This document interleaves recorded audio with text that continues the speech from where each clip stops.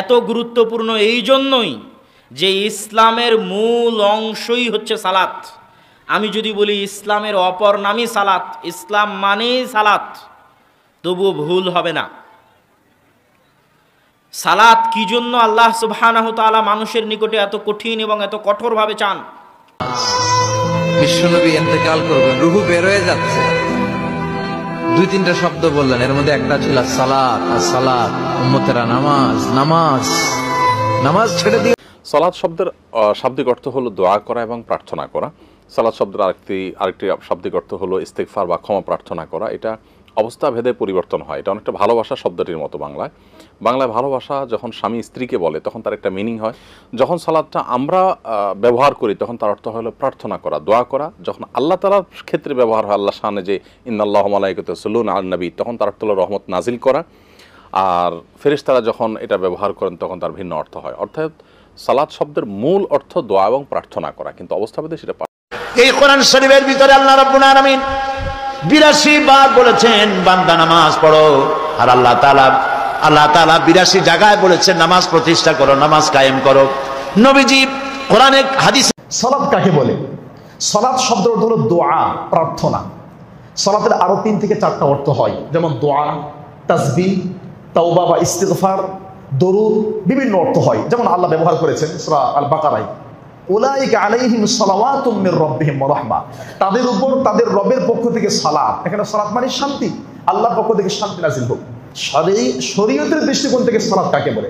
সালাত হলো এমন কিছু কথা এবং এমন কিছু কাজের নাম যেগুলো আল্লাহ পছন্দ করে, যার শুরু হবে আল্লাহু আকবার দিয়ে, শেষ হবে আসসালামু আলাইকুম ওয়া রাহমাতুল্লাহ দিয়ে। এটা মনে রাখতে পারবেন না? আমরা দেখতে পাইলাম যে তারা মসজিদে ইমামতিও করে, মসজিদে দাঁড়ায়া মিথ্যা কথাও বলতেছে, খুব কনফিডেন্সের সাথে, আত্মবিশ্বাসের সাথে। তারা যে সমস্ত কথাগুলো বলেছে সবগুলোই মিথ্যা, বানোয়াট, প্রোপাগান্ডা, গুজব। তারা এখন সত্যকে মিথ্যা দিয়ে ঢাকতে চায়, কিন্তু সম্ভব না। তারা সেইখানে একটি অভিযোগ করেছে আমি নাকি নামাজ অস্বীকার করেছি, নাউজুবিল্লাহি মিন যালিক। তাই আজকে আমার আলোচনার বিষয়টি এই সলাত এবং সেজদা নিয়েই করা হয়েছে। অভিযোগ করা হয়েছে সলাতকে অস্বীকার করা হয়েছে, কখনো না। তাহলে এখানে একটি প্রশ্ন থাকে। প্রথমে আমি বলি সলাত শব্দের অর্থ কী আর সলাত কাকে বলে? সলাত শব্দের অর্থ কী? সলাত শব্দের অর্থ হলো সংযোগ, যোগাযোগ, প্রচেষ্টা। কি? সলাত শব্দের অর্থ সংযোগ, যোগাযোগ, প্রচেষ্টা। এখন সেই সংযোগ এবং যোগাযোগ প্রচেষ্টাটি কার সাথে হবে, কিভাবে হবে, কার সাথে সলাত তথা সংযোগ, যোগাযোগ, প্রচেষ্টা করতে হয়? সলাত কয় প্রকার সেটা পরে বলি। আগে আমরা জানি যে সলাত মানে কি। আমরা যাহারা নমাজ সলাত করতেছি, আমরা কি আদৌ বুঝতে পারতেছি যে সলাত মানে কি? সলাত মানে হচ্ছে, সলাত শব্দের অর্থ হলো সংযোগ, যোগাযোগ, প্রচেষ্টা। সলাত শব্দের অর্থ হচ্ছে কি, একটি সোজা বেতকে বাঁকায়া দুই মাথায় এক করা। সলাত শব্দের অর্থ হচ্ছে কোমর ঢোলায়া নাচা। ডিকশনারি খুলেন, লুগাত খুলেন যে সলাত শব্দের অর্থটা কি। তো সলাত শব্দের যেটা দর্শনগত পাওয়া যায় সেটা হইল রসুলের সাথে সংযোগ, যোগাযোগ, প্রচেষ্টা এবং রবের সাথে সংযোগ, যোগাযোগ, প্রচেষ্টা। রসুল এবং রবের সাথে সংযোগ, যোগাযোগ, প্রচেষ্টার অপর নামই সালাত। আল্লাহর রসুলের সাথে এবং আল্লাহ রব্বুল আলামিনের সাথে সর্বক্ষণ সংযোগ, যোগাযোগ, প্রচেষ্টার অপর নাম সালাত। আমি চেষ্টা করেছি এই সালাত সম্পর্কে আপনাদেরকে অবহিত করার জন্য। এই আমার উদ্দেশ্য যে সালাতের মূল বিষয়টা যেন মানুষ বুঝতে পারে। এই নাগাও সালাতের মূল বিষয়টা যেন মানুষ বুঝতে পারে, আমার প্রচেষ্টা ছিল এইটা। সালাতের দুইটা দিক আছে, দুইটা প্রকার আছে। একটি বাহিরের দিক, অপরটি ভেতরের দিক। একটি মূল সালাত, একটি রূপক সালাত। একটি মূল সালাত, একটি আনুষ্ঠানিক সালাত, একটি হাকিকি সালাত, একটি মেজাজি সালাত, একটি ওয়াক্তি সালাত, একটি দায়মি সালাত। এখন প্রবলেমটা, সমস্যাটা যেখানে আমাদের প্রচলিত সমাজে, সেই সমস্যাটা হইল সালাত নিয়ে না, সেই সমস্যাটা হলো ওয়াক্তি এবং দায়মি নিয়ে। সালাত নিয়ে, নামাজ নিয়ে আমাদের মুসলমান সমাজে, আমাদের মধ্যে ৭৩ ফেরকায় কোনো প্রকার দ্বিমত, অস্বীকার, অস্বীকৃতির বিষয়ই নাই। দ্বিমত এবং অস্বীকার, অস্বীকৃতির বিষয়টা হইল সালাতের প্রকারভেদ নিয়ে, সালাতের দিক নিয়ে, যে দায়মি এবং ওয়াক্তি সালাত নিয়ে। ওয়াক্তি সালাত নিয়েও মতভেদ আছে, দায়মি সালাত নিয়েও মতভেদ আছে। ওয়াক্তি সালাত ৫ ওয়াক্তও অনেক ফেরকা স্বীকার করেন না। আবার দায়মি সালাতকে তো একটি দল ব্যতীত যাহারা আসলেই সুফিবাদী এবং অলিয়ে কামেল, অলি আল্লাহর অনুসারী, যাহারা রিয়েল সুফি, যারা সাজছে সুফি তারা না, সাজই না সুফি না, ডিজিটাল পিসাব না, যারা আসলেই অলিয়ে কামেল, তাহারা সর্বক্ষণ এই দায়মি সালাতকে শিক্ষা দেন এবং দায়মি সালাতের নিয়ম পদ্ধতি সমস্ত কিছু শেখান। তো ইসলামের কিছু মূলনীতি আছে। এই মূলনীতি মধ্যে সালাত সর্বশ্রেষ্ঠ। সালাত, নামাজ ছাড়া কেউ আপন নফসকে খান্নাস মুক্ত করতে পারে না। দায়মি সালাত ছাড়া কেউই আপন নফসকে খান্নাস মুক্ত করতে পারে না। দায়মি সালাতের অনুশীলন ছাড়া কেউই তার নফসকে পবিত্র করতে পারে না, কলবকে পবিত্র করতে পারে না। কলবকে পবিত্র করতে গেলে অবশ্যই দায়মি সালাতের এই চর্চা, দায়মি সালাতের অনুশীলন সর্বক্ষণ করতে হবে। এখন যে সমাজ, যে ব্যক্তিগুলো সালাতের দিক সম্পর্কে ধারণা নাই, সালাত সম্পর্কে ধারণা নাই, যদি জিজ্ঞেস করা হয় সালাত শব্দের অর্থ কি, সে বলতে পারবে না। সেই মানুষগুলো সব জানতা শমশের আলীর ভূমিকা আইসা পড়ে, সে সব বুঝে। আসলে সালাত, নামাজ, এই নামাজের ভেতর এবং বাহির, সৈনিক ধর্ম যারা পালন করে, সৈনিক মানে কি সবসময় নিয়ম কানুনের ভিতরে চলে। এই ৫ ওয়াক্ত নামাজ, এই ৫ ওয়াক্ত নামাজের কথাগুলো আপনারা হাদিস শরীফে পাবেন, সিহা সেত্তার। আর দায়মি নামাজের কথাটা কুরআনুল মাজিদে ৩৮টা সূরায় ৮২ বার এসেছে। এবং দায়মি নামাজের কথাটা সূরা মারিজের ২৩ নম্বর আয়াতে আল্লাহ বলেছেন, আল্লাযীনা হুম আলা সলাতিহিম দায়মুন, তাহারাই মুসল্লি যাহারা সর্বক্ষণ সংযোগ যোগাযোগ প্রচেষ্টার উপরে দণ্ডায়মান। তা আমার আলোচনাগুলো আমি কখনোই সমাজে প্রচলিত ৫ ওয়াক্ত নামাজকেই অস্বীকার করি নাই। আমি কখনোই বলি নাই যে ৫ ওয়াক্ত নামাজ পড়া যাবে না, ৫ ওয়াক্ত নামাজ সেইটা পড়লে আপনারা ভালো হবেন না, এই সমস্ত কোনো কথা আমি কখনোই বলি নাই। আমি এইটুক বোঝার চেষ্টা করছি, এইটুক বোঝানোর চেষ্টা করছি সমাজের মানুষকে, দেশের মানুষকে, সাধারণ মানুষকে, যে বাবা ভালো করে শুনে রাখেন, দায়মি সালাত হচ্ছে মূল সালাত। এই দায়মি সালাত সার্বজনীন সালাত। এই দায়মি সালাত মুসল্লি যারা তারাই করতে পারে, আমানু যারা তারাই করতে পারে। দায়মি সালাত করবে যে রসুলের কাছে মুরিদ হয়েছেন, আমানু তিনি, রসুলের কথা মতো যিনি ইবাদত বন্দিগি করেন তাকেই মুসল্লি বলা হয়। এই মুসল্লি সে দায়মি সালাত করতে পারবে। এখন আমাদের সমাজে এক শ্রেণীর আলেম আছেন যাহারা দায়মি সালাতকে সম্পূর্ণরূপে অস্বীকার করে। যারা দায়মি সালাতকে সম্পূর্ণরূপে অস্বীকার করে তাদেরকে আপনি যদি জিজ্ঞেস করেন যে আপনি যে দায়মি সালাতকে অস্বীকার করলেন কোন দলিলের ভিত্তিতে করলেন, তারা জবাব দিতে পারবে না। তাহারা সমাজে যে ওলিয়ে কামেল ওলি থাকেন, মজ্জুব ওলি থাকেন, সালিকিন থাকেন, আবদাল থাকেন, তাহাদেরকে তুচ্ছ তাচ্ছিল্য করে তাদেরকে বলে নামাজ নাই, রোজা নাই, মসজিদে আসে না। আপনারা একটু দেখান তো নামাজের সাথে মসজিদে যাওয়ার শর্ত কি কোরআনে জুড়ে দেওয়া হয়েছে? না, কেউ দেখাতে পারবে না। এগুলো পরবর্তীতে আপনাদের সুবিধার জন্য আপনারা তৈরি করেছেন। কিন্তু সলাতের সাথে রসুল সরাসরি যুক্ত। সলাতের সাথে মসজিদ নয়, সলাতের সাথে রসুলের যুক্ত হইতে হবে। রসুলের সাথে যুক্ত হইয়া সলাত করতে হবে। রসুলের কাছে অবশ্যই সলাতের জন্য যেতে হবে, কারণ প্রতিটা ইমানদারের ইমাম হচ্ছে, আমানুর ইমাম হচ্ছে তার রসুল। একমাত্র রসুলের কাছে যাই এই সলাতের শিক্ষা গ্রহণ করতে হবে।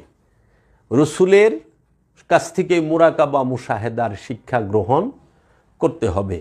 এখন এই সলাতের যে দায়মি সলাতটাকে অস্বীকার করা হয় সমাজের বুকে, কেন?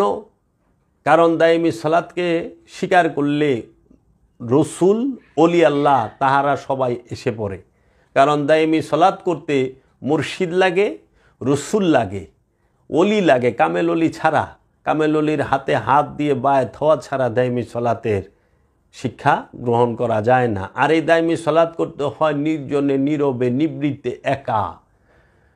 তাই আল্লাহ বলছেন সূরা বাকারায় যে তোমরা রুকু করো রুকুকারীর সাথে, প্রথমে জোড়ায় জোড়ায়, তারপরে একা একা।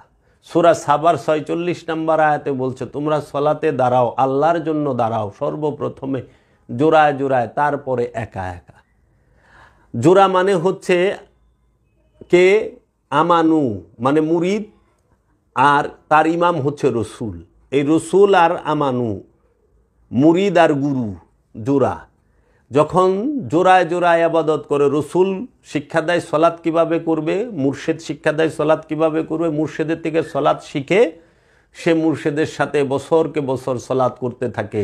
এই সলাতের মাধ্যমেই তার মেরাজ হয়, সলাতের মাধ্যমেই তার কলব পরিশুদ্ধ হয়, নফস মুতমাইন হয়, কলব পবিত্র হয়, তারপরে গিয়ে মেরাজ হয়, তখন সে মুমিনে পরিণত হয়।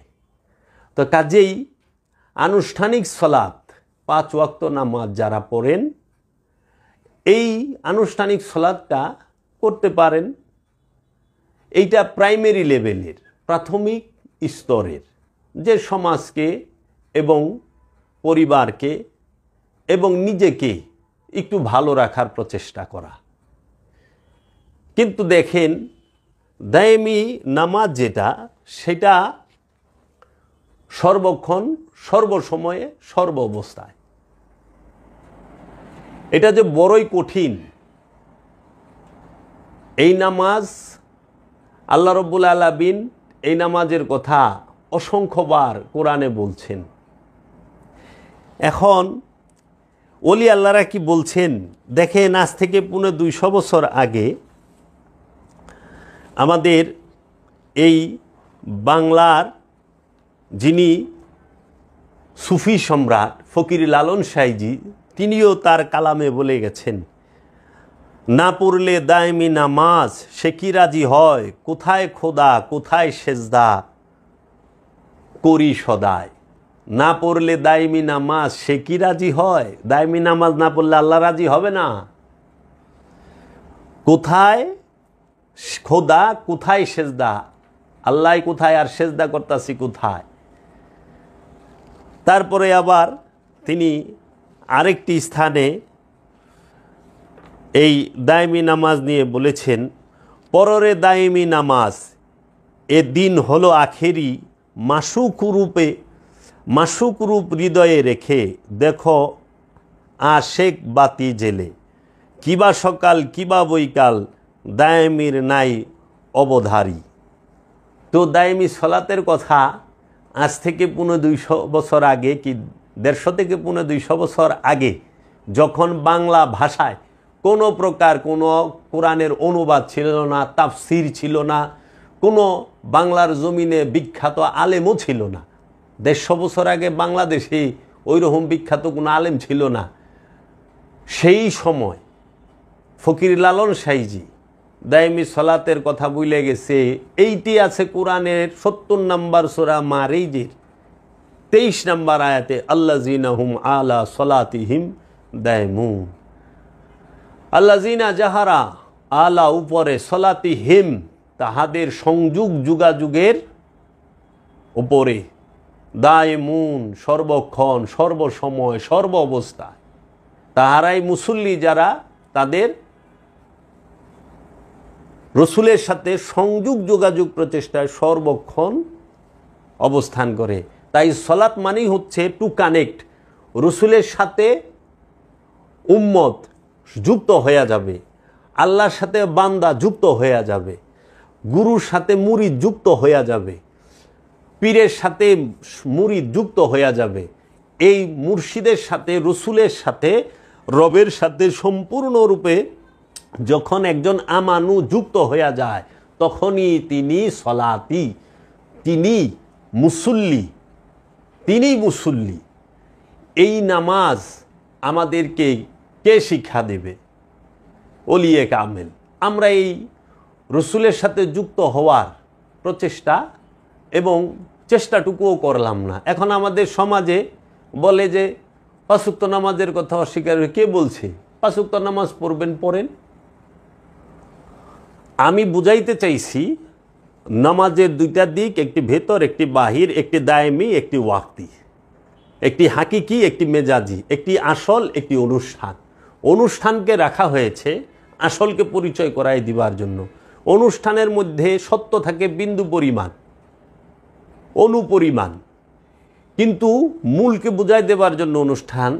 সাপোজ আপনাদেরকে বুঝাই, যেরকম নামাজের সাথে যুক্ত কি সেজদা, তাই না? এখন আপনি যদি সেজদা করতে যান, সেজদারও তো 2টা দিক, একটা ভেতরের কলবের সেজদা, একটা শারীরিক অষ্টাঙ্গের সেজদা, দৈহিক দেহের অষ্টাঙ্গ দিয়ে যে সেজদা করি, এইটা এক সেজদা, আনুষ্ঠানিক সেজদা। আর আমার মন প্রাণ, আমার চিন্তা ভাবনা চেতনা বুদ্ধি বিবেক জ্ঞান সমস্ত কিছু দিয়ে রবকে সেজদা করা, সেটা হলো হাকিকি সেজদা। এখন আপনি যদি একটু খেয়াল করেন যে সেজদার বিষয়টা আমরা যদি ফলো করি, সেজদা শব্দের অর্থ কি আমরা কি মোটেও ভেবে দেখেছি? সারা জীবন মাথা খালি নতই করে গেলাম। সেজদা শব্দের অর্থ হলো আত্মসমর্পণ, মাথা নত করা না, আত্মসমর্পণ করার অপর নাম সেজদা। আত্মসমর্পণ, নিজেকে রবের কাছে সমর্পণ করার নাম সেজদা। নিজের ইচ্ছাকে আল্লাহর ইচ্ছার কাছে সম্পূর্ণরূপে উৎসর্গ করার অপর নাম সেজদা। নিজের ইচ্ছাকে রসুলের ইচ্ছার কাছে, সম্মুখ গুরুর ইচ্ছার কাছে সম্পূর্ণরূপে অর্পণ করে দেবার নাম সেজদা।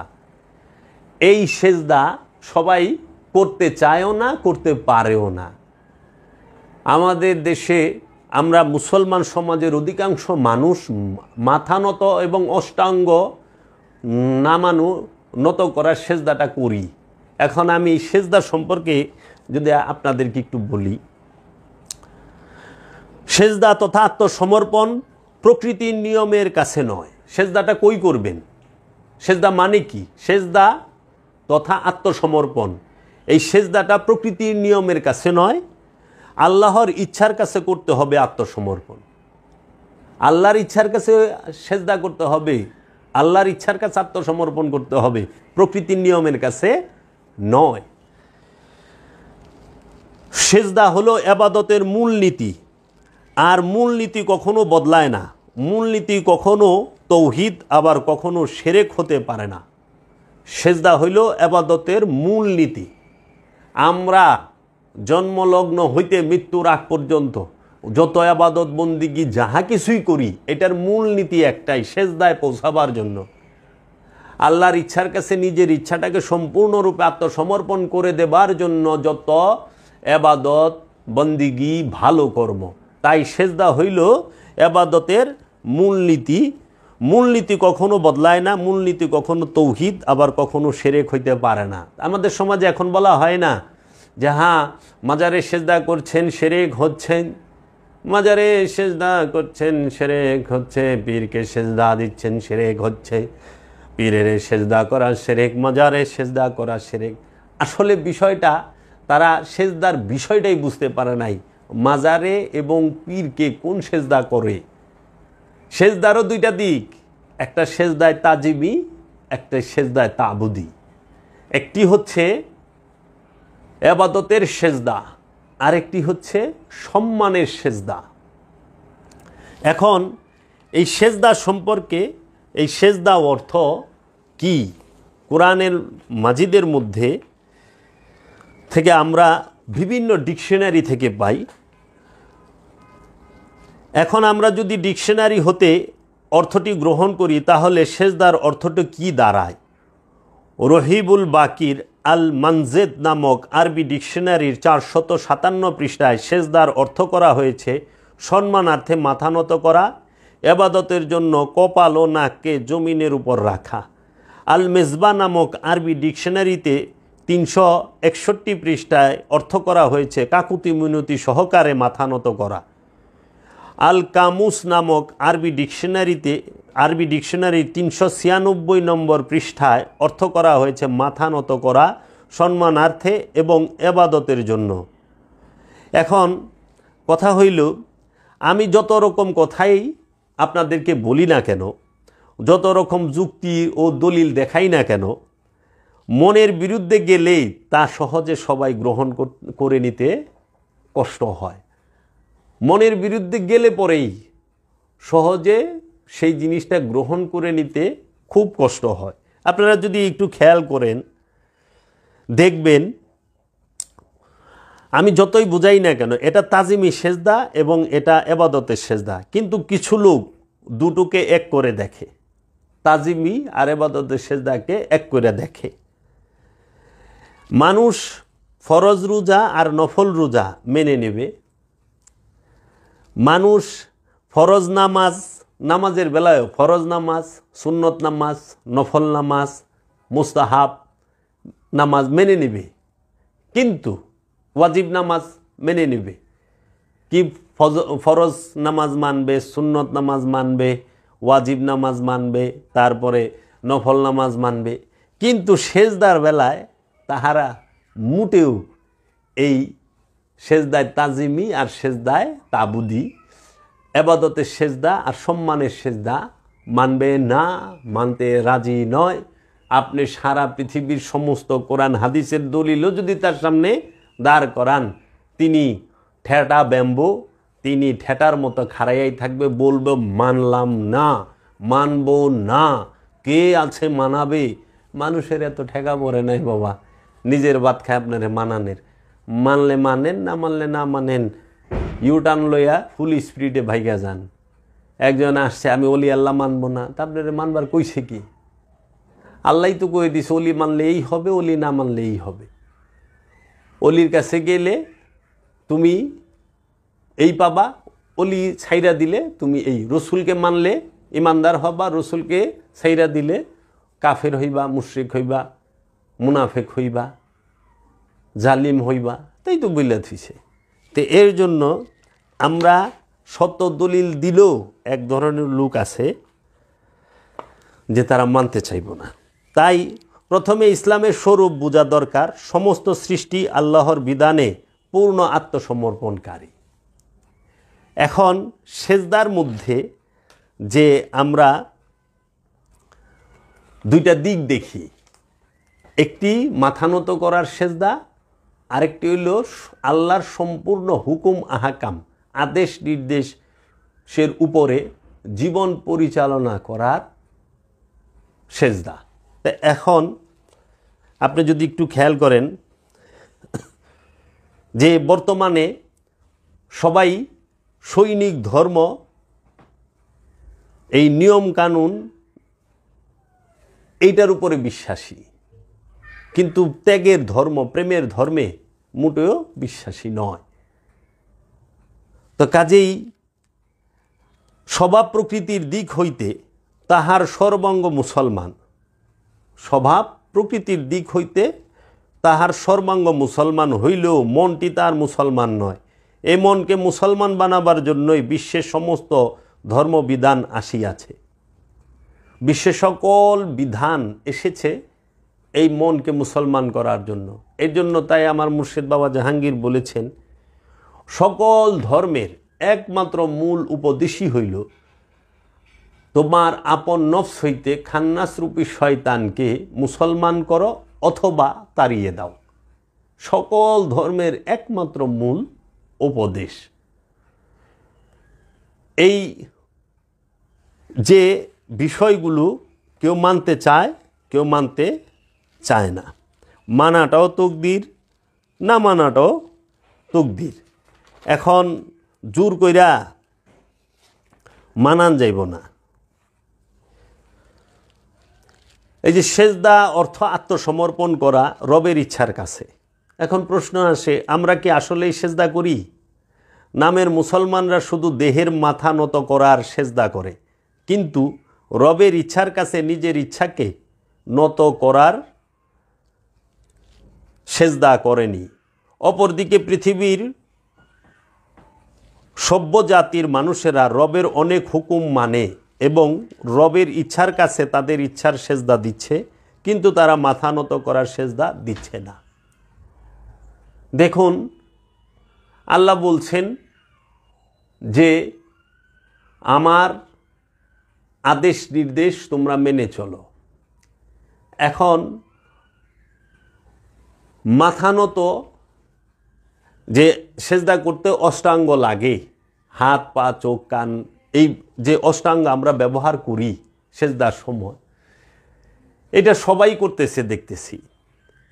যে একজন সুদখোর সেও সেজদা করতেছে, একজন হকদারের হক নষ্টকারী সেও মাথা নতর সেজদাটা মসজিদে, বাড়িতে, জায়নামাজে, পার্টিতে করতেছে, অথবা ক্ষেতের আইল কাইটা ক্ষেতের মধ্যেই সেজদা করে।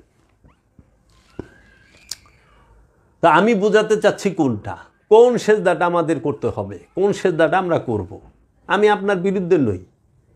আমি কোরআনুল মাজিদ গবেষণা করে আমি কোরআন মাজিদ থেকে যে বিষয়টি বুঝতে পেরেছি, যে আনুষ্ঠানিকতার ভিতরে যে আমরা আবদ্ধ, আমরা অনুষ্ঠানকে যে মূল মনে করতেছি, এই অনুষ্ঠানকে মূল মনে করেই তো আমরা বড় ভুল করতেছি। এই অনুষ্ঠানকে মূল মনে করেই আজকে যে বড় ভুল করতেছি, এই বড় ভুলের কারণে আজকে আমাদের স্বভাব চরিত্র, আমাদের নৈতিকতা, আমাদের আদর্শ, আমাদের সামাজিক, পারিবারিক, সামাজিক, রাষ্ট্রীয় জীবনে আমরা কোথাও শান্তি, শৃঙ্খলা এবং সভ্য এবং সৎ আচরণ করতে পারতেছি না। আমরা শুধু মুখেই, বেশিরভাগ মানুষ মুখেই আল্লাহর বাণীগুলো আওড়াইতেছে। আমরা দেখতেছি মসজিদের ভিতরে আল্লাহর বাণী পাঠ করে, কোরআন পাঠ করে, হাদিস বলে, নামাজ আদায় করে মসজিদের ভিতরে মারামারি হচ্ছে, মসজিদের ভিতরে জুতা ফেঁকাফেঁকি হচ্ছে। একজন আলেম আরেকজন আলেমকে তারা এই তাদের স্থানে আসতে দিবে না, দেশে আসতে দিবে না। আমরা দেখতেছি তাবলিগ জামাতের এক গ্রুপ আরেক গ্রুপকে আসতে দেবে না, আসলে রক্তের বন্যা হবে। কেন? আমরা না নামাজি, আমরা না সেজদাকারী, আমরা না আলেম, আমাদের আচরণ এইরকম হবে কেন?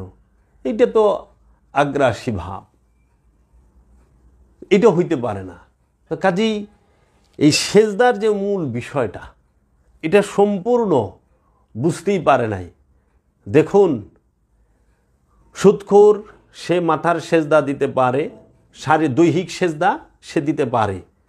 একজন আত্মসাৎকারী, একজন অন্যের হক নষ্টকারী, সেও মাথার সেজদা, দৈহিক সেজদা দিতে পারে, মাথা নত করার সেজদা। একজন জুলুমকার, জালিম, যাহারা রাতের আধারে মানুষের মাল সম্পদ ধ্বংস করে, মানুষকে হত্যা করার পরিকল্পনা করে। 29শে সেপ্টেম্বর আমাকে যারা হত্যা করতে এসেছিলেন তারা সবাই নামাজ পড়েই এসেছিলেন, অধিকাংশ, সবাই না, বেশিরভাগ। কতটি তাইছে ওরা বছরে নামাজ পড়ে কিনা সন্দেহ। ইসলামের জ্ঞান এমন একজনে দিতে আসছে যিনি গাজার ব্যবসা করেন, উনি আসছে বুঝাইতে সলাৎ সম্পর্কে। আরে সারাটা জীবনই তো এই কোরআন হাদিস গবেষণা করা ব্যয় হচ্ছে, এবং যদি আমি কোরআন হাদিস গবেষণা নাই করতাম তাহলে আমি কিভাবে বুঝলাম সলাতও যে দুই প্রকার, একটি ওয়াক্তি, একটি দায়মি, সিয়ামও যে দুই প্রকার, একটি আত্মসংযম আর একটি হচ্ছে আনুষ্ঠানিক রূপক, যে খাদ্য পানি থেকে বিরত থাকা, দেহ সংযমের রোজা। তো সিয়ামের তো দুইটা দিক, প্রত্যেকটা জিনিসের দুইটা দিক।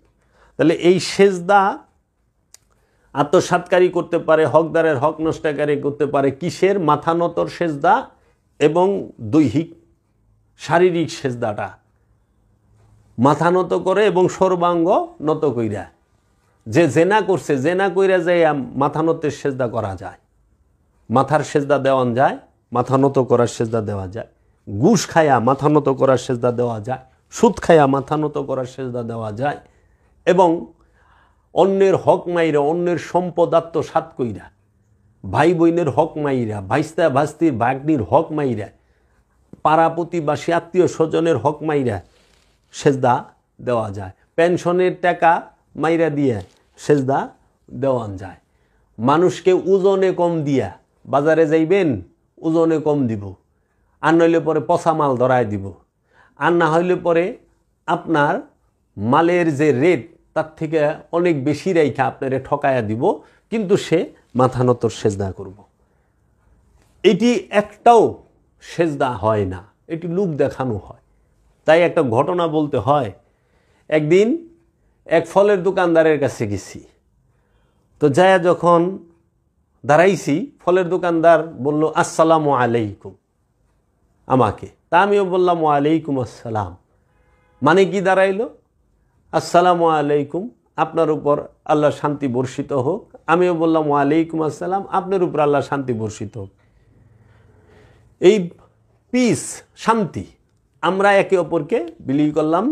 ফলের দোকানদার এইটা আমাকে বোঝাইলো যে আপনি আমার কাছে আসছেন, আপনি কিন্তু আমার কাছে নিরাপদ। আমিও বুঝাইলাম যে হ্যাঁ ভাই, আপনিও আমার কাছে নিরাপদ। তখন জিজ্ঞেস করলাম, ভাই আপেল কত করে? বললো যে 250 টাকা কেজি। ঠিক আছে, আপনি আমার 1 কেজি আপেল দেন। 1 কেজি আপেল বলছি আপনি দেখে দেন। তো উনি কী করলেন, প্রথমেই আমারে এমন একটা ঠুঙ্গা ধরায় দিছে, এই ঠুঙ্গার পিছনে দুম্বার মতো, মানে খুব ওজন, 80 গ্রামের উপরে ঠুঙ্গাটাই কাগজের। তারপরে যে আপেলগুলো দিছে, 1 কেজি আপেলের মধ্যে 6টা আপেল পচা। আমারে তো দিছে সুন্দর করে প্যাকেট করে, আমিও টাকা দিছি, নিয়ে গেলাম। তে এই যে প্রথমে কইল আপনি আমার কাছে নিরাপদ, আপনার উপরে শান্তি বর্ষিত, এই লোককে আমি কি তার কাছে নিরাপদ হইছি? না, শান্তি পাইছি মোটেও না। কারণ সে আমারে শান্তি দিব কইয়া ধোঁকা দিয়া দিছে। কইছে মুখে আসসালামু আলাইকুম, অন্তর থেকে কইছে আজকে পাইছি মক্কেল, 6টা আপেল পচা ঢুকাই দিয়া দিছে। যে এই যে বিষয়গুলো অনেকেই বাজারে গেলে এইটার মুখোমুখি হয়। চাউলের ক্ষেত্রে বলেন, ডাউলের ক্ষেত্রে বলেন, মাছের ক্ষেত্রে বলেন, সবজির ক্ষেত্রে বলেন, ওজনে কম দিবে এবং পচা জিনিসটা ধরাই দেওয়ার শতভাগ চেষ্টা তাদের থাকে। 1 নাম্বার দাম নেয়, 2 নাম্বার জিনিস দেয়। আমার কাছে কথা হলো 2 নাম্বার দাম নেবেন, 2 নাম্বার জিনিস দিবেন, 1 নাম্বার দাম নেবেন, 1 নাম্বার জিনিস দিবেন। কিন্তু সেই লোক মাশাআল্লাহ এই দাড়ি টুপি মোষের মতো পান চাবাইবার লইছে, এইরকম সাংঘাতিক বিষয়। এই যে এই সমস্ত লোকের থেকে আমরা, উনি যে সলাৎ করতেছে, উনি যে সিয়াম করতেছে, এতে কি ফায়দা হচ্ছে? এর জন্য সেজদা করতে হবে কিসের? জ্ঞানের। রসুলের কদমে আমার মাথায় যে জ্ঞান আছে সেই জ্ঞানটাকে উৎসর্গ করতে হবে। রবের ইচ্ছার কাছে আমার জ্ঞানটাকে উৎসর্গ করতে হবে। কি? রব চায় যে আল্লাহ রাব্বুল আলামিন আমাকে যে জ্ঞান দান করেছে এই জ্ঞানটা যেন আমি মানুষের মধ্যে বিতরণ করি, বিলি করি।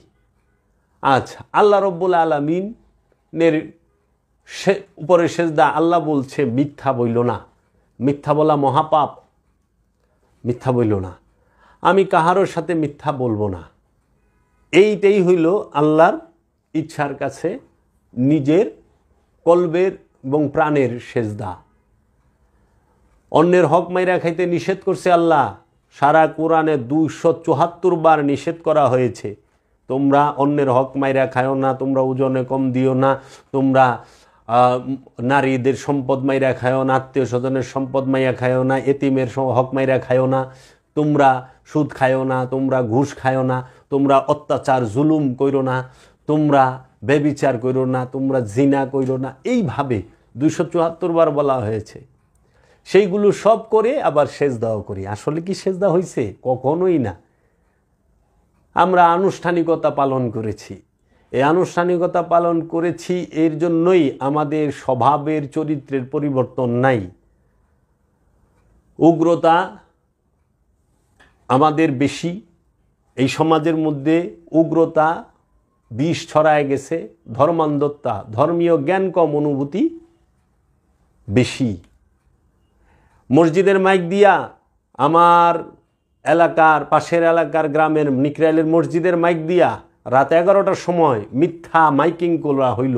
দেখেন আল্লাহর ঘর মসজিদ বলে, এই মসজিদে খাড়ায়া ইমাম সাহেব মিথ্যা অ্যানাউন্স করলো যে হ্যাঁ কাজী জাবের তার ভক্তকে নিয়ে মসজিদে হামলা করছে, আপনারা যে যা পারেন তাই নিয়ে বের হইয়া যান, ঝাঁপায়া যান। আর এই ধর্মান্ধের দল, এই ধর্ম কানার দল, এরা কি করলো? হুই কইরা সব কিছু লইয়া আয়া বাস যা কই শুরু করে দিল। রাত বাজে 11টা, 12টা, 1টা, 2টা এই রাতে। অথচ একবার বিবেচনা করলো না যে ওইখানে হামলা করবে কেন, কি কারণ, আর কি স্বার্থ আছে এখানে? কখনোই না। এই যে মিথ্যা বলা, তাইলে যে বলল মাইক দিয়া, যে স্থানে দাঁড়ায় বলল, তো মসজিদের মাইক ব্যবহার করে মসজিদের ইমাম যদি মিছা কথা কয়, তার পিছে কিভাবে নামাজ হয়? একজন ইমাম একটা মিথ্যা বললে তার পিছে জীবনে নামাজ হবে না। জগতে কোন আলেম এটার কি প্রমাণ করতে পারবো যে মিথ্যাবাদীর পিছনে নামাজ হয়, জুলুমকারের পিছনে নামাজ হয়, বলৎকারের পিছনে নামাজ হয়, জেনাকারীর পিছনে নামাজ হয়, জুলুমকারের পিছনে নামাজ হয়, আত্মসাৎকারীর পিছনে নামাজ হয়, অত্যাচারীর পিছনে দাঁড়িয়ে নামাজ হয়? অত্যাচারী ইমাম হইতে পারে না, আত্মসাৎকারী ইমাম হইতে পারে না, বলৎকারী ইমাম হইতে পারে না, জেনাকারী ইমাম হইতে পারে না, মিথ্যাবাদী ইমাম হইতে পারে না, ফ্যাসাদ সৃষ্টিকারী ইমাম হইতে পারে না। এই যতগুলো লোক এসেছিল সবাই ফ্যাসাদ সৃষ্টিকারী। ফ্যাসাদ সৃষ্টিকারী। আমি তাদের ধারের কাছেও কখনো যাই না। তারা আমার বাড়িতে এসে বসে। এই জন্য ওই যে বলে না ভাই ভালো মানুষের চিন্তা নাই, আরে ভালো মানুষেরই চিন্তা বেশি। কয় ভাই রাস্তাঘাটে সাবধানে যান, বিপদ আপদ। আর বিপদ তো ঘরের ভিতরে বয়ে থাকলো আয়া পড়ে। আমি ওদের কাছে যাই না, ওরাই আমার কাছে আয়া পড়ছে। আচ্ছা দেখান তো রসুল কোনখানে গেছে, কার বাড়িতে গেছে দাওয়াত দিতে? বাড়িতে যায় দাওয়াত দেয় না। মানুষ কি করে? ঘরের থেকে বাহিরে আনে। রসুলের নিয়ম কি ছিল?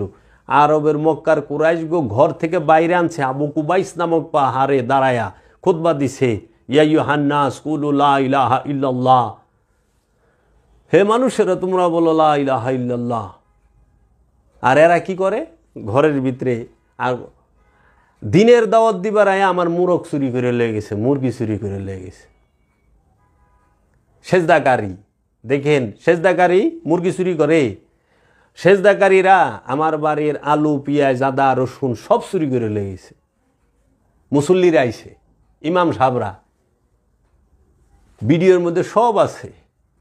ইমাম সাহেব, মুসল্লিরা আইসা আলু পেঁয়াজ আদা রসুন চুরি করছে, ইমাম সাহেব মুসল্লিরা আইসা হুন্ডার মধ্যে আগুন দিচ্ছে, বাড়িঘর ভাঙচুর করছে, মানুষকে রক্তাক্ত করছে, 40 জন মানুষ সাংঘাতিকভাবে আহত হয়েছে, কারো 8টা 10টা 12টা শিলিও লাগছে।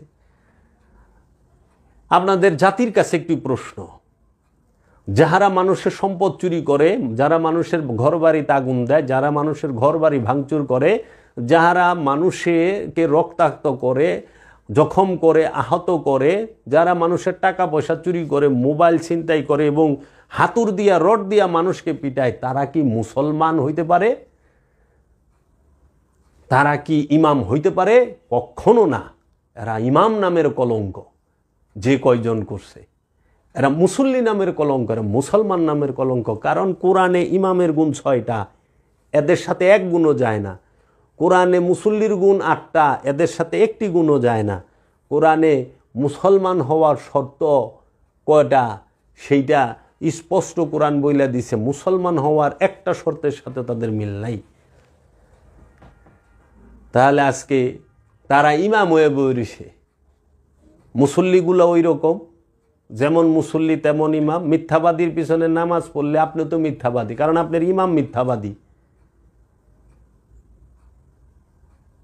আমার চাকুলিয়া বড় পঞ্চায়েত জামে মসজিদের ইমাম সে মিথ্যাবাদী, কাজ্জাব, সবচেয়ে বড় কাজ্জাব তৈয়ব খান কাজ্জাব, ফিতনাবাজ।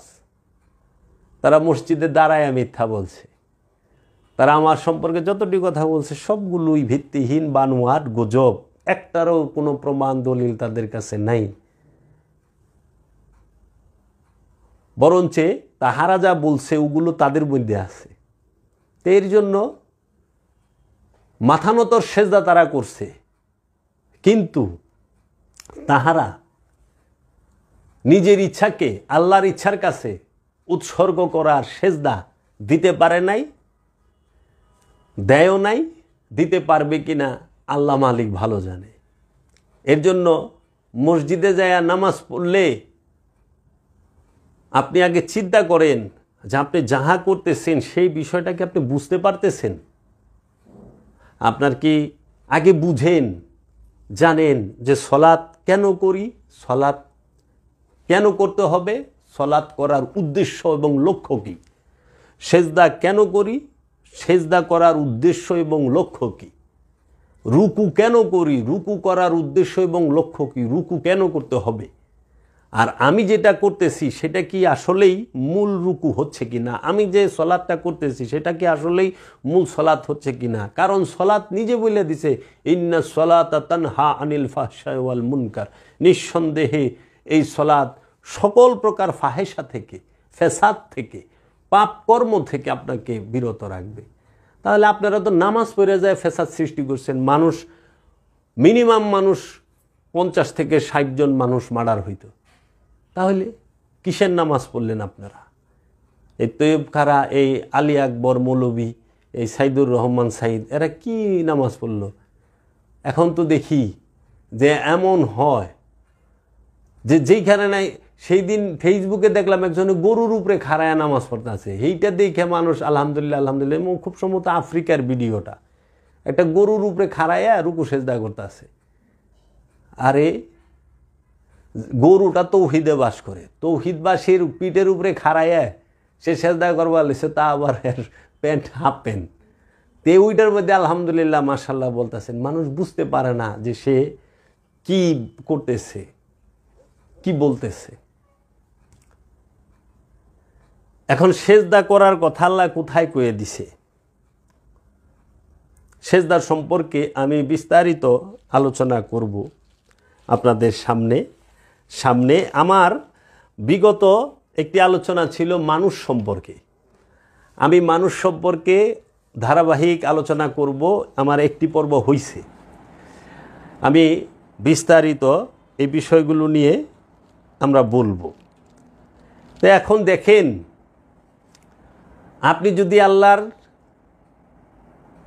মধ্যে আল্লাহর রসুলের কাছে পরিপূর্ণরূপে সেজদাকারী হইতে চান, এবং আপনি যদি রসুল এবং রবের সাথে সলাৎ তথা সংযোগ যোগাযোগে লিপ্ত হতে চান, অবশ্যই আপনাকে এলমে তাসাউফ, এলমে মারেফত এটাকে গ্রহণ করতেই হবে, এছাড়া আপনার কোনো উপায় নাই। তাই আমরা বলতে চাই, অনেকেই বলে যে এই মারফত টারফত মানি না, এই পীর ফকির মানি না। বাবা, না মানলেন, না মানলেও ওইটা আপনার মধ্যেই থাকবো, মানলে পরেও আপনার মধ্যেই থাকবো।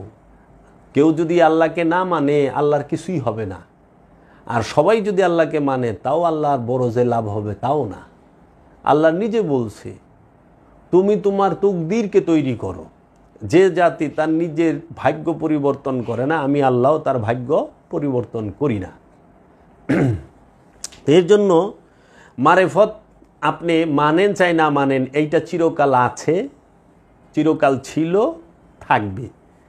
ইসলাম আপনি মানেন চাই না মানেন, সেই ইসলাম চিরকাল ছিল, আছে, থাকবে। ইসলাম এটা বৃহৎ একটি বিষয়। ইসলাম কোনো মামুলি এবং সাধারণ বিষয় নয়। ইসলাম শব্দের অর্থ হইল শান্তি, আত্মসমর্পণ। আত্মসমর্পণ করলেই শান্তি আসে, আত্মসমর্পণ যে না করে কখনোই শান্তি আসে না। আর আত্মসমর্পণ করতে গেলেই সেজদা করতে হবে, সেজদা না করা পর্যন্ত ইসলাম আপনার মধ্যে প্রবেশ করবে না। আত্মসমর্পণ করলেই আপনার মধ্যে শান্তি আসবে, সেজদা করলেই শান্তি আসবে, সেজদা ছাড়া শান্তি আসে না। তাই ইসলামের শুরু কি 1450 বছর ধরে আরব থেকে ইসলামের শুরু? না, না। ইসলামের আগমন বাবা আদম আলাইহিস সালাতু ওয়াস সালাম থেকে নিয়ে আজ পর্যন্ত যত নবী, রসুল, ওলি, আউলিয়ায়ে কেরাম যাহারা এই বুকে, এই পৃথিবীর বুকে এসেছেন, সবাই একটিমাত্র ধর্মই প্রচার করেছেন, একটিমাত্র ধর্মের শিক্ষাই দিয়েছেন, সেটি হইল ইসলাম। ইসলাম মানে আত্মসমর্পণ। আর সেজদা না করলে কখনো আত্মসমর্পণ করা যায় না, শান্তি আসে না। এখন আমরা যে সমাজের বুকে ইসলাম এবং মুসলমান দেখি, এই মুসলমানগুলো, এই আমরা অধিকাংশই হইল জন্মসূত্রে মুসলমান, জন্মগত মুসলমান, দলগত মুসলমান এবং লেবাসদারি মুসলমান। আদর্শের মুসলমান বর্তমান সমাজে 5% পাওয়া মুশকিল। 5% পাওয়া মুশকিল, কারণ আপনি যেখানে যাবেন রাষ্ট্রের সর্বোচ্চ স্তর থেকে সর্বনিম্ন স্তরে সব জায়গায় যায় আপনি ধোঁকা খাবেন, আপনি হয়রানির শিকার হবেন এবং আপনাকে ইনসাফ দেবে না। ইনসাফ দিতে গেলেও দেখব কোন দল করো, কোন দলের লোক, কোন ইয়ের লোক। যে পরিস্থিতি হয়েছে এখন শুধু নামের মধ্যে ইসলাম রয়ে গেছে, আমাদের স্বভাব চরিত্রের মধ্যে ইসলাম নাই। তাই আপনি সুফিবাদ মানেন চাই না মানেন, এতে সুফিবাদের কিছুই আসে যায় না। কারণ মানুষের দৈহিক মৃত্যু যতদিন থাকবে ততদিন আধ্যাত্মবাদকে কেউ মেরে ফেলতে পারবে না, এই মারেফতকে, সুফিবাদকে কেউ মেরে ফেলতে পারবে না যতদিন পর্যন্ত মানুষের দৈহিক মৃত্যু থাকবে। আধ্যাত্মবাদকে ঝেঁটিয়েও বিদায় করতে পারবে না, সে চলে আসবেই। কারণ এটা এমনই এক জিনিস যা কেউ ঝেঁটিয়ে চিরবিদায় করে দিতে চাইলেও আবার আপন ঘরেই বুমেরাঙের মতো ফিরে আসবে। বুমেরাং একটা মানে এই কুনোয়ের মতো, এটা আপনারা ইউটিউবে সার্চ দিয়ে দিলেই বুঝতে পারবেন, বুমেরাং লেখে। এখন এই মারেফত, কেন মারেফত রাজ্যে যাইতে হবে? মারেফত কি? আরবি শব্দ আরাফা হইতে মারেফত। আরাফা অর্থ হইল জানা, জ্ঞান লাভ করা। মারেফতের অর্থ লব্ধ জ্ঞান, উপলব্ধির জ্ঞান, আত্মবোধি, আত্মপরিচয়ের জ্ঞান। মারেফত দিয়ে জগৎ ও জীবনের যে কোনো বিষয়ে সম্মুখ জ্ঞান জানা যায়। মারেফত দিয়ে আপনি জগৎ এবং জীবনের যে কোনো বিষয়ে সম্মুখ জ্ঞান জানা যায়। স্থূল দর্শন প্রকৃত দর্শন, স্থূল দর্শন প্রকৃতি দর্শন নয়, সূক্ষ্ম দর্শনটাই হলো প্রকৃত দর্শন। জ্ঞানীগণ সূক্ষ্মতা অবলম্বন করে জীবন ও জগৎকে দেখেন, ইহাই মারেফত। জ্ঞানীগণ সূক্ষ্মতা অবলম্বন করে জীবন ও জগৎকে দেখেন, ইহাই মারেফত। লোকেরা যাকে মারেফত মনে করে আসলে উহা মারেফত নয়। কারণ অজ্ঞাত বিষয় জানাটাই মারেফত। অজ্ঞাত বিষয়টা অজ্ঞাত থেকে যায় বলে মারেফতের জ্ঞান লাভ হয় না। আর এই মারেফতের মূল কেন্দ্র ভূমি হইল আপন দেহ এবং মন। আপন দেহ মনের পরিচয় পেলে মানুষ তার রবের পরিচয় পায়, রবের পরিচয় পেলে সে তার সৃষ্টিকর্তা, পালনকর্তা ও ধ্বংসকর্তার সম্মুখ পরিচয় লাভ করে। যতদিন পর্যন্ত মানুষ এই রবের পরিচয় না পায় ততদিন সে দুঃখ চক্রের আবর্তে নিজের দুঃখ নিজেই সৃজন করে ঘুরতে থাকে। তাই অবশ্যই ইলমে মারিফত, ইলমে তাসাউফের চর্চা করতে হবে। আপনি লেবাস দিয়ে দেহকে সুন্দর করতে পারবেন, সাজাতে পারবেন। আপনি লেবাস দিয়ে মানুষকে চমকিয়ে দিতে পারবেন, কিন্তু আত্মতৃপ্তি পাবেন না। এর জন্য রসুলের প্রেমে, রসুলের মহব্বতে আপনি আপনার কলবকে, আপনার অন্তরকে যদি ভরপুর করতে পারেন এবং আপনার নফসকে রসুলের মহব্বতে ডুবিয়ে দিতে পারেন, রবের মহব্বতে ডুবিয়ে দিতে পারেন, মুর্শিদের মহব্বতে ডুবিয়ে দিতে পারেন, আপনি পরম শান্তিতে বিরাজ করবেন। সুপ্রিয় দর্শক মণ্ডলী, আমরা অনেকক্ষণ আলোচনা করলাম। যদি কেউ এরকম কমেন্ট থাকে যে আমাদের বিষয়ের সাথে যুক্ত হয়ে কমেন্ট করেছেন, আমরা চেষ্টা করব দুই একটি কমেন্টের উত্তর দেওয়ার, যেগুলো প্রাসঙ্গিক।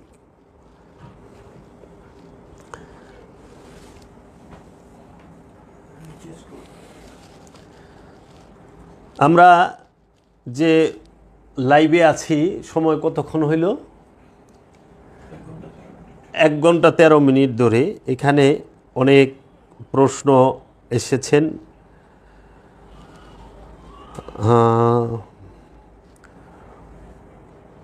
আপনার কথাগুলো আমরা খুব ভালো লাগে। জয় গুরু ভাইজান, কাজী জাবের আহমেদ, আপনার চরণে ভক্তি রইল।